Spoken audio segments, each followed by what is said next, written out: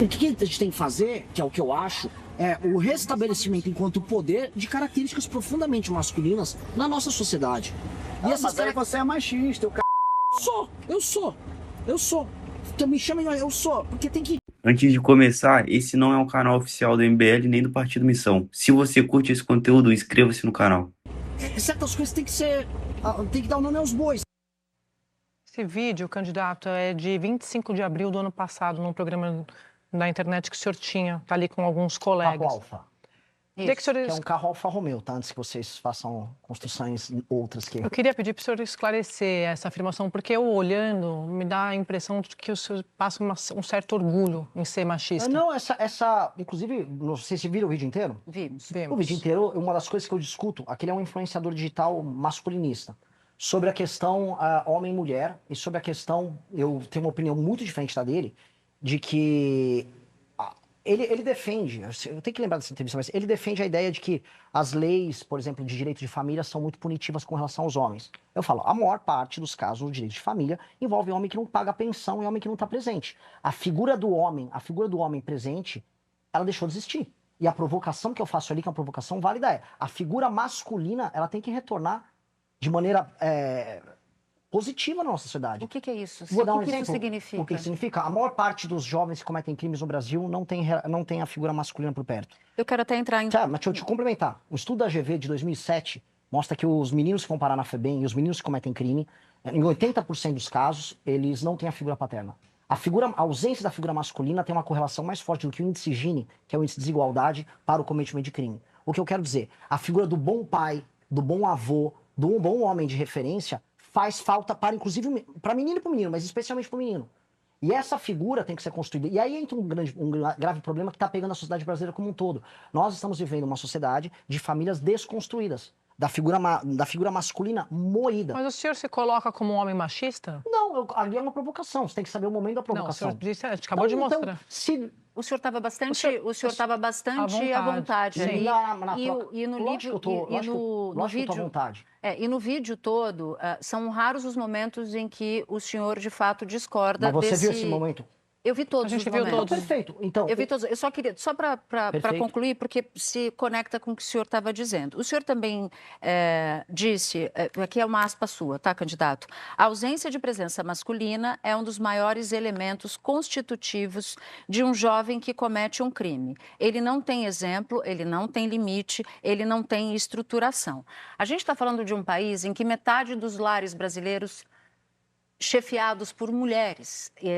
E não significa que não haja a figura masculina nesses lares, tá? Isso é diferente de mãe solo. O senhor está culpando as mulheres pela criminalidade?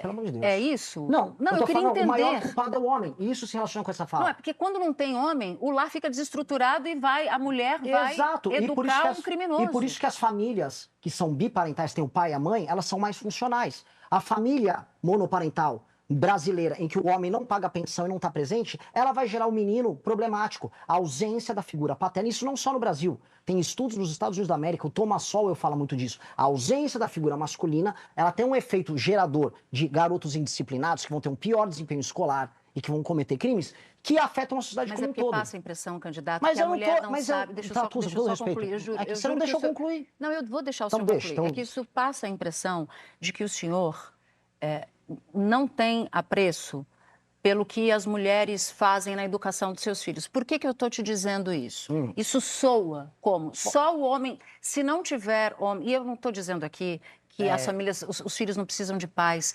Todo mundo precisa. Responsabilidade afetiva, responsabilidade financeira.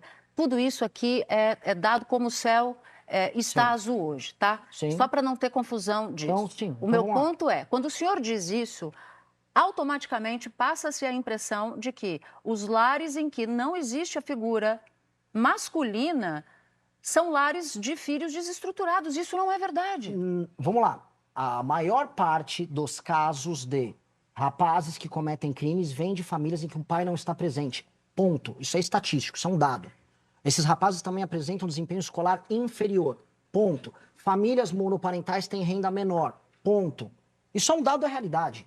Se alguém acha que a minha impressão vai machucar ou não, aí paciência. Talvez eu não seja o melhor comunicador do mundo. Só que o que eu tô falando é uma verdade.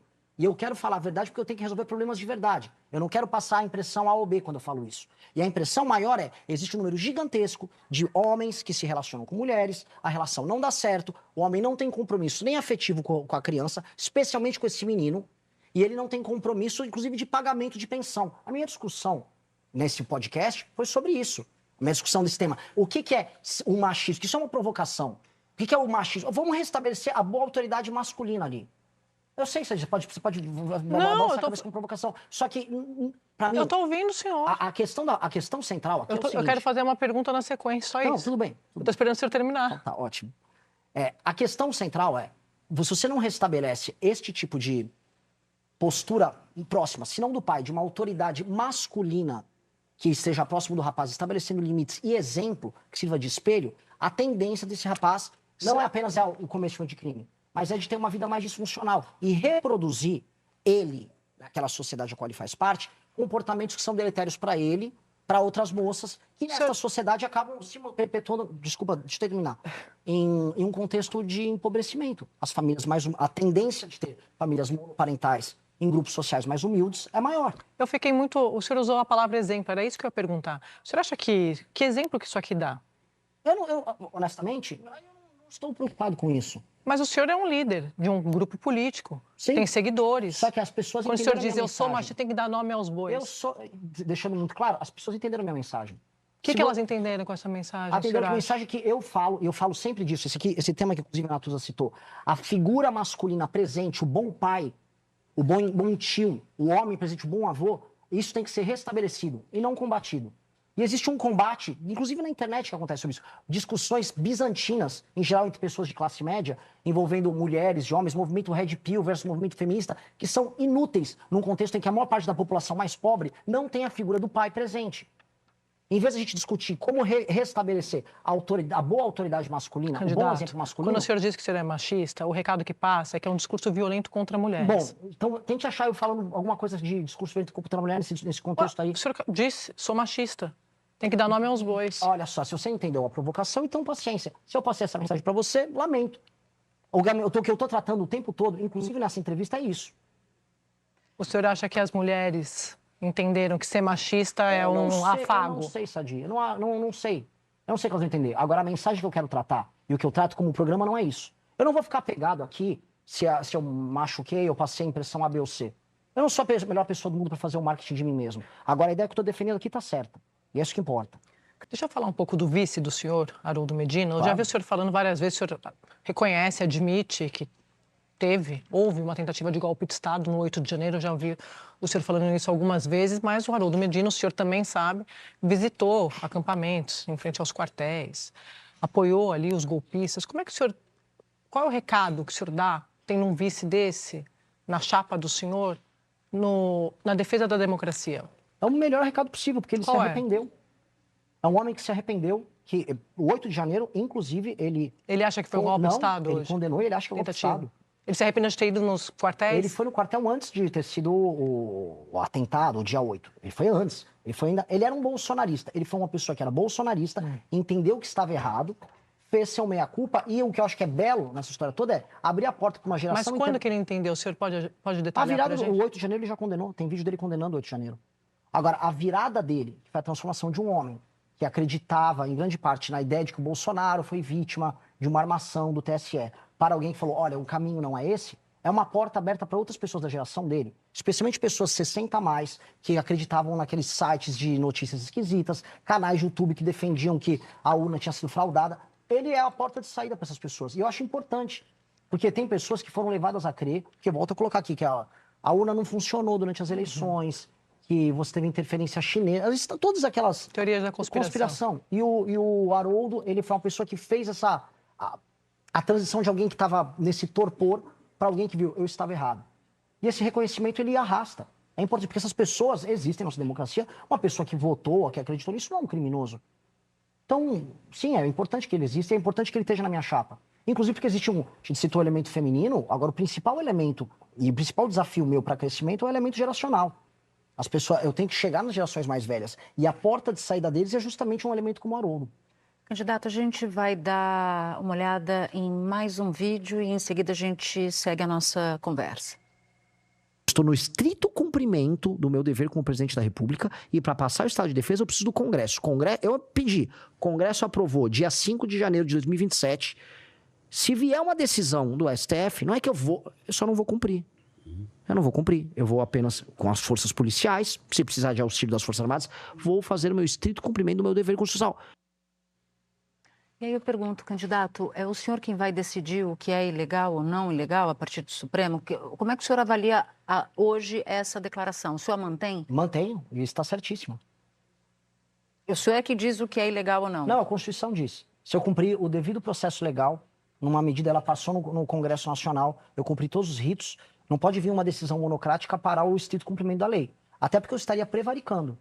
O presidente da República tem que cuidar do território nacional. O presidente da República e as Forças Armadas. Eu reconheço que existe uma guerra. A gente não está... Eu não acho que existe um estado de normalidade de coisas.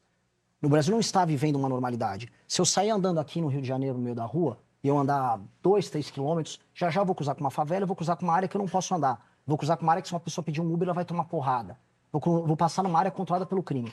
Eu não reconheço que é essa normalidade. Eu espero que o STF também entenda. E para até aprofundar essa discussão, meu partido entrou com uma ação no STF tratando disso, para reconhecer o estado inconstitucional de coisas no território brasileiro, nos territórios em que estão tomados pelo crime organizado. A ação, inclusive, está nas mãos do Flávio Dino. Mas a pergunta que eu fiz foi, é o senhor quem vai... Se o Supremo Tribunal Federal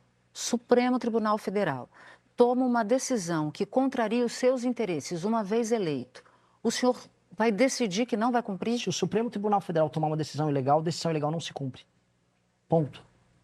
Mas ele é o guardião da Ele Constituição, não é guardião, ele está é o rompendo senhor a que Constituição. decide o que é legal? Não, ele está rompendo a Constituição. E existem precedentes. É o senhor que decide isso, então, Não sou o senhor, é a própria Constituição. Então eu vou dizer que é o Alexandre de Moraes que vai decidir isso. Que é o exemplo que eu dei ali. Ou é um ministro que vai monocraticamente, sem passar pelo processo legislativo, definir se algo que teve o processo legislativo válido ou não. Não é errado isso. E é por isso que a gente está vivendo um estado completamente confuso de coisas, em que o STF se torna última instância para um processo legislativo, em que o legislativo cuida do orçamento. A gente está vivendo num país doente. Mas o senhor vai entrar no Supremo? O senhor está criticando agora, dizendo... Sim, porque eu sou um democrata, Sadim. Mas o Supremo é o guardião dessa Constituição. O que garante... Depende. E se ele não cumprir a Constituição? O que garante que qualquer governante possa rotular o que é ilegal ou não? Não é rotular, existe o texto da lei. Então, vamos Constituição. Vamos repetir. O senhor está concordando? Eu cumpri, eu citei o exemplo dado ali. Entro, olha, decreto o estado de defesa para resolver aquela situação. Igual o Michel Temer faz, faça a mesma coisa, a GLO do Temer aqui no Rio. Passa pelo processo legislativo completo. Aí vem uma DPE, alguém entra lá no STF, a rede de sustentabilidade entra. Ai, não pode por não sei o quê. Aí vem uma decisão monocrática. Eu não vou cumprir uma decisão monocrática. Candidato, não vou cumprir. É que um democrata, mesmo discordando da decisão da justiça, ele cumpre a decisão e recorre. Não cumprir uma decisão da justiça é papel de um democrata ou é um ato de um democrata? Não, porque não é um ato... Estou confusa aqui. Não, porque não é um ato democrático você passar por cima do devido processo. Há, nesse instante, no Brasil, um estado inconstitucional de coisas quando o STF fica passando o tempo todo sobre a atribuição de outros poderes. E cabe ao presidente da República também não aceitar isso. E eu vou falar, teve precedente. Houve uma decisão tomada em 2016 por parte do STF, decisão monocrática contra o Renan Calheiros, que à época que ele seria afastado, o Renan Calheiros não cumpriu a decisão e o STF reviu. E foi um golpe de Estado, não foi? A questão toda é, quando você está invadindo as prerrogativas essenciais de um determinado poder, aquele poder pode sim surgir, não de maneira golpista, mas não acatando uma decisão que em si é ilegal. Lógico que eu vou discutir junto ao STF. Eu não vou cumprir imediatamente uma decisão que é ilegal. Eu não vou cumprir.